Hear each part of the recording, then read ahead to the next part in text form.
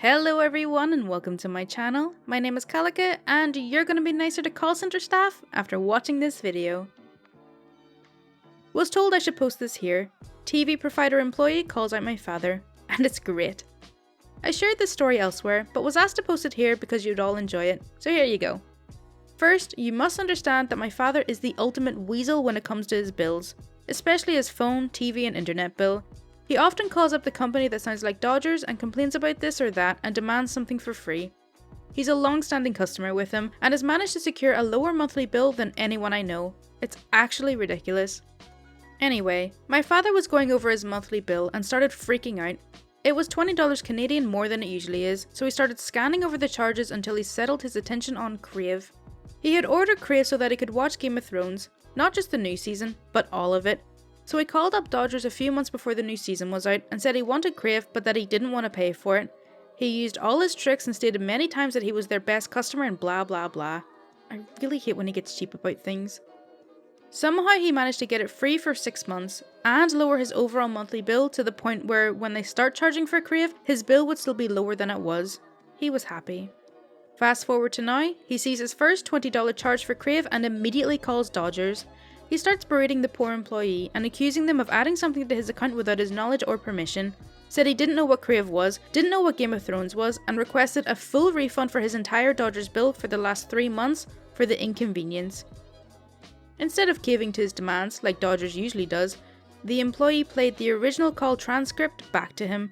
He was forced to sit there listening to his original call, where he requested Crave, talked about how excited he was to watch Game of Thrones, rambled on, flirted, and finally weaseled his way into a lower bill yet again. He was finally called out in his bull, and I couldn't be happier. So thank you to that Dodgers employee that held their ground. My father is an a-hole and is so used to getting his way. You're the first to stand up to him, and he's still sulking. You did good. He tells every Dodgers employee that they deserve a raise as part of his sweet talking, but you actually deserve one. Note, he did cancel Crave, but they gave him no money back. Edit. Recent update. He wants to order Crave again. Oh my god, that must have been so satisfying to sit back while he listens to his own call. He must have gotten through to a manager or something, because usually the first point of contact wouldn't have access to recorded calls. But man, that is so satisfying. I want 3 years retroactive credit for all the sales and specials I didn't take advantage of. Customer calls in one morning last year and starts off the conversation bluntly wanting 3 years credit because we've had different specials off and on in that time and he didn't take advantage of them. This is in the top 10 silliest out of the 1,000 calls I've taken over the years. He truly wants credit because he realised in the 3 years that we owned his local company that we have specials. They were offered in the past, flyers, all the usual marketing things, but he thinks, oh, he can retroactively take advantage of them and to just go ahead and credit his account 3 years at the best special price in that time? I do my best not to laugh and tell him I'm sorry, but that isn't a possibility, and I offer to get him to the sales to see if one could be applied now. But because I won't do it, he calls the highest supervisor. I offer to transfer him to sales to check for him, but oh no. He wants the person in the highest authority, and I can't believe we would not just give him 3 years of credit right off the bat, no questions asked, because he didn't ask or accept specials in that time. He said he's going to report me for not giving him what he wants, and for not getting him to a supervisor right away for this, and for treating him for so bad by not giving him 3 years of credit on specials in his account.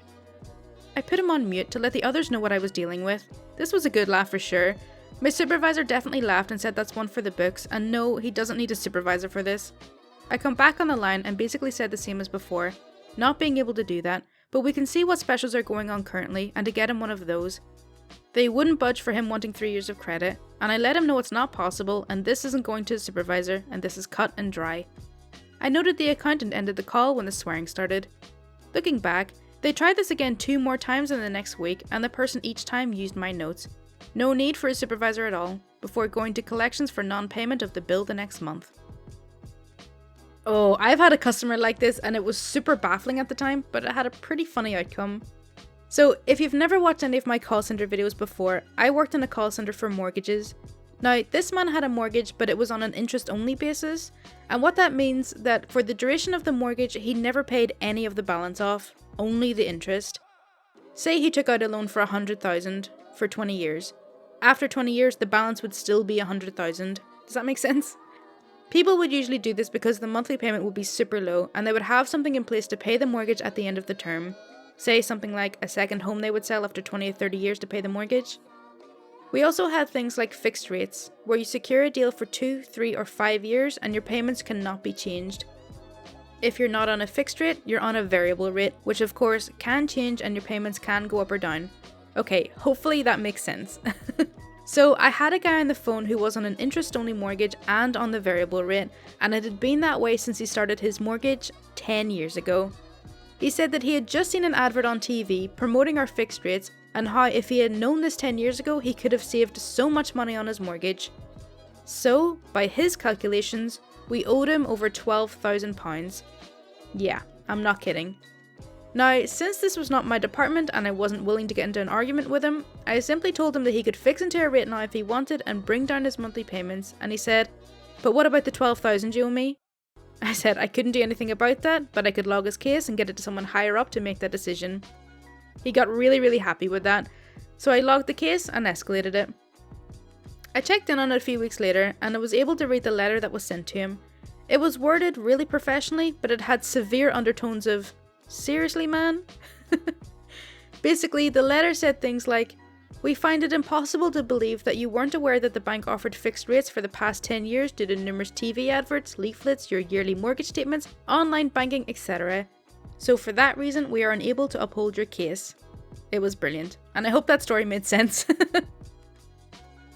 I'm cancelling my appointment. Why don't you have any open appointments?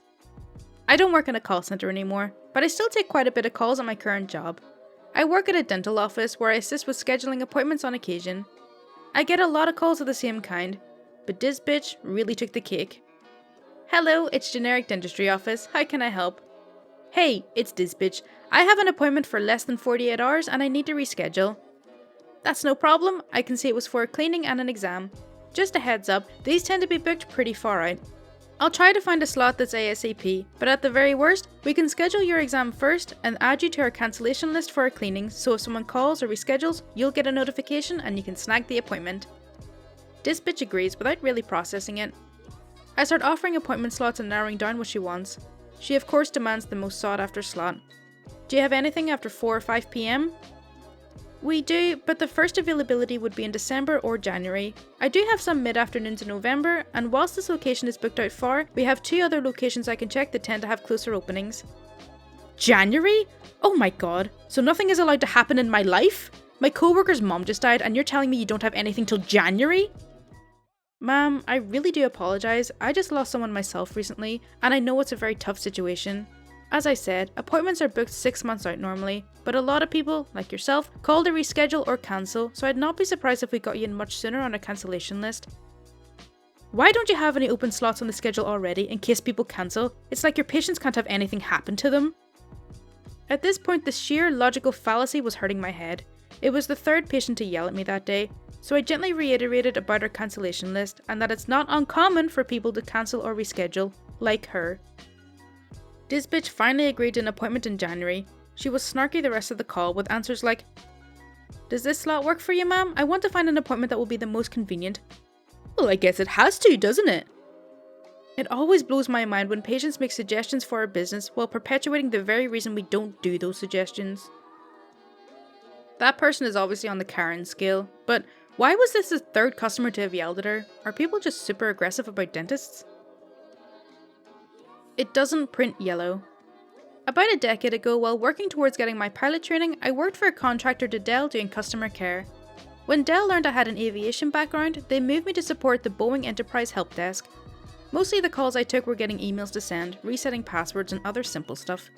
A few calls would be Unix related or tied to the program Boeing used for doing expense reports. I got one call that started as a simple document release for an expense report, but the caller said that I sounded knowledgeable and maybe I can help with another issue.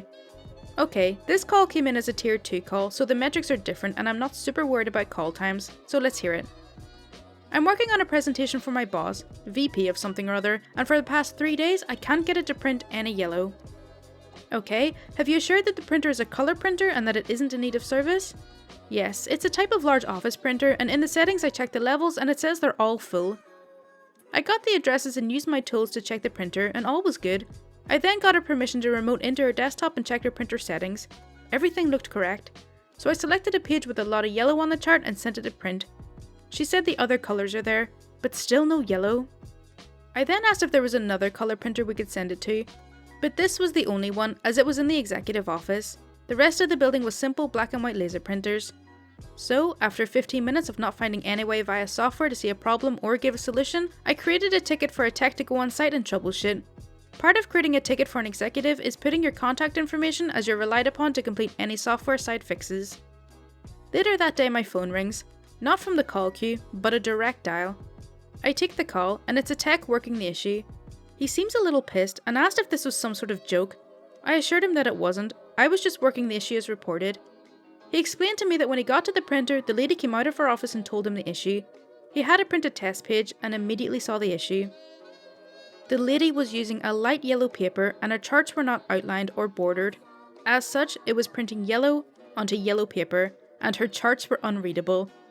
Adding a border or just putting a normal white paper would have solved the issue. You know, common sense. Okay, so that's all for r/Tales from Call Centers. I really hope you did enjoy it. As always, if you do want to see more content like this, then please do subscribe. My Twitter, Discord and Patreon links are in the description, and any support is greatly appreciated. And as it's Sunday, I also want to say a massive thank you to my wonderful patrons. BackwardsDDog, Tyler Miller, Jen Burton, Jens Banning, Bo Walker, Princess Kate, Skyler A, Elizabeth Filmore, Stephen Arnowitt, Anonymous, Shagar, Koltin, Bruce Reed, and James Scanlan. Thank you all so much for your support. Mwah! That's for you, but keep it between us, okay? Thank you so much for watching. Bye!